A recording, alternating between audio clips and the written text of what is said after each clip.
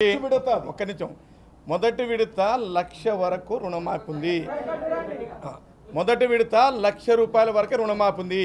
1,10,000 రూపాయలు ఉన్నా 1,01 రూపాయలు ఉన్నా రుణమాఫీ జరగదు.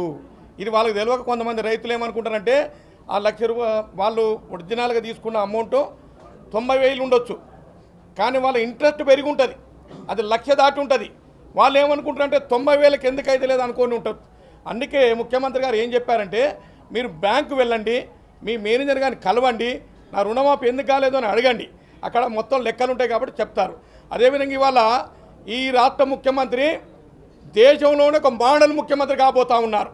31,000 కోట్ల రుణమాఫీ గత చరిత్రలో ఏ ముఖ్యమంత్రి చేయలేదు దేశంలో. గతంలో కూడా కాంగ్రెస్ పార్టీ రుణమాఫీ చేసింది.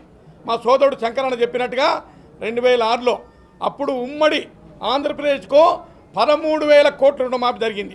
ఇవాళ ఒక తెలంగాణ రాష్ట్రానికి 31,000 కోట్ల రుణమాఫీ జరుగుతూ ఉంది ఈ రోజు వరకు, అంటే ఇప్పుడు ఈ విడతలో.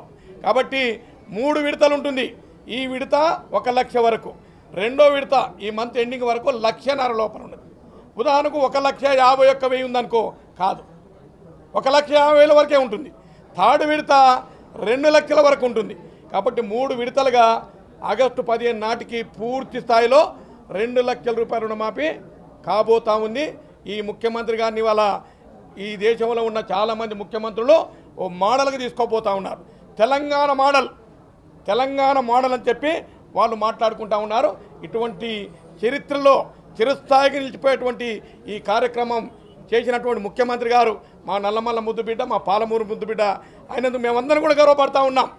మాకందరూ కూడా గర్వకారణం.